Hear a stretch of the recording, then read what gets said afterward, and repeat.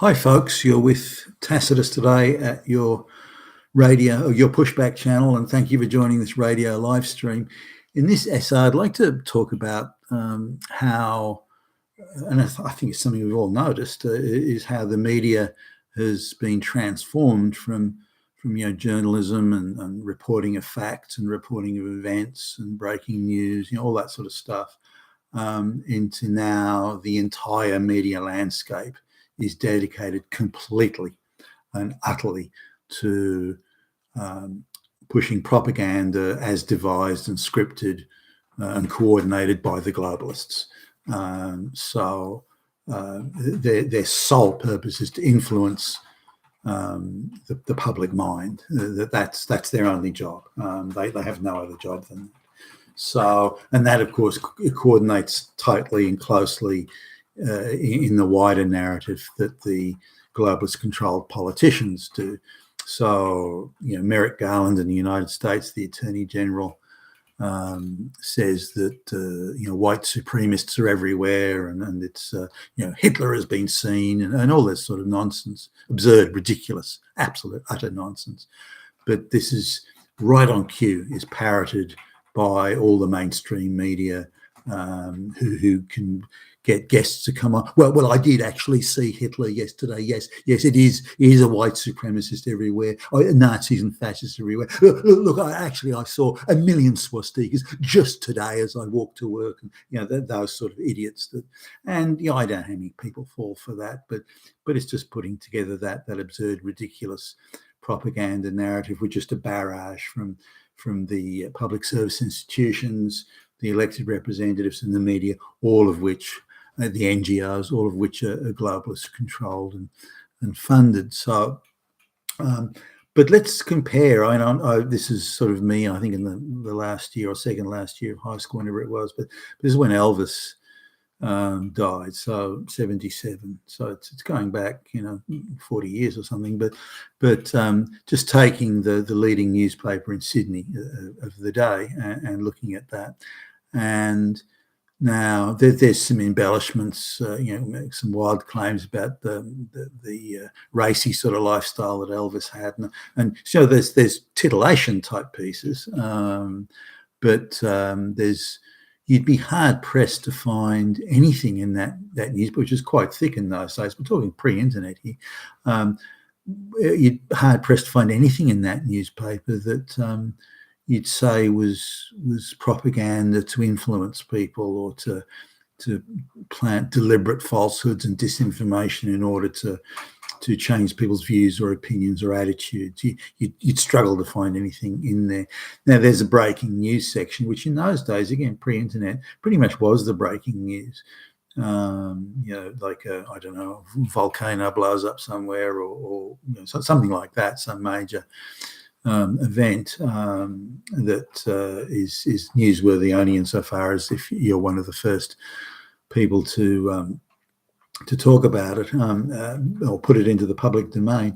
But I couldn't find any pieces, even in the opinion column, which in those days was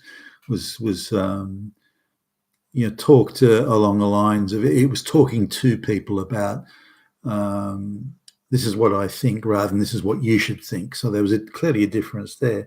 So somebody, there's one article there about the roads weren't good enough in a certain area, but the police had been trying to catch people for speeding there, and another one, there's an excellent road that's a long straight road, but it goes downhill, and the police put speed cameras at the bottom to try and catch people. Those sorts of things, and it's something that has sort of a universal sort of application to everybody, in the sense that by solving it, the lives of many people would be better and fairer.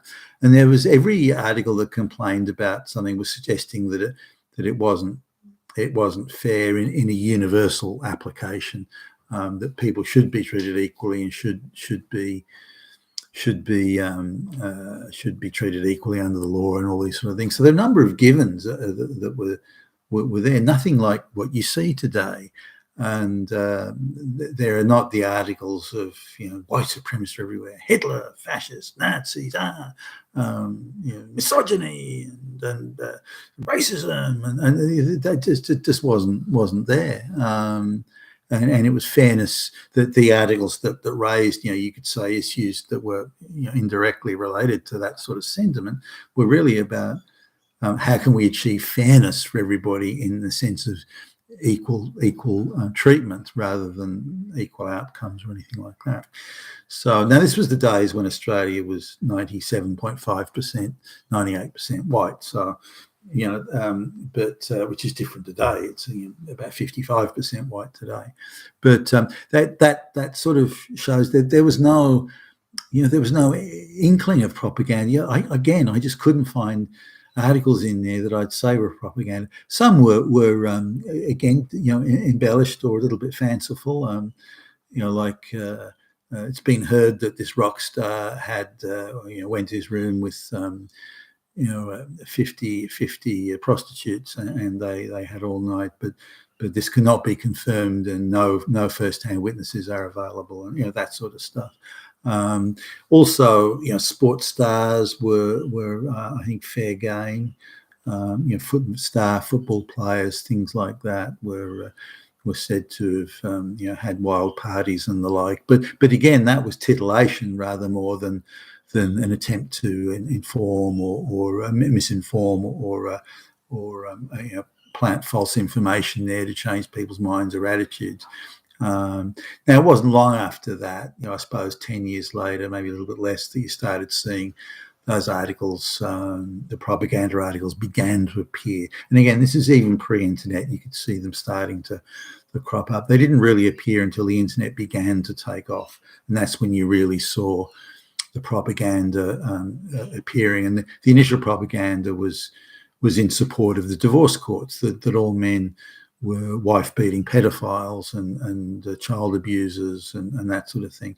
And this was only a cover story to justify the incredible generosity that the so-called court was showing to women and the punishment that, on a relative basis, that men were getting.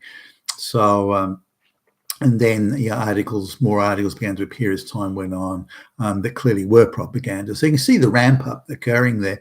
But there was a time, and not that long ago, within the lifetime of the majority of people in the West, where there was propaganda was so rare and influencing was so rare, and where you could tell the way these stories were written that other than the titillation journals that you would see, say, in the supermarket checkouts, Martians have landed yesterday, man bites dog. No, I don't mean those, but I'm talking mainstream media here. The journalists were you can see the way it's written and the way it's framed and referenced and so on and sourced, that they were really trying and were under instructions, and the editors wouldn't let something through that didn't have this, really trying to be absolutely exact and to be accurate and to be clear and precise and to be true and all these sorts of things that today you just don't see. No one cares anymore.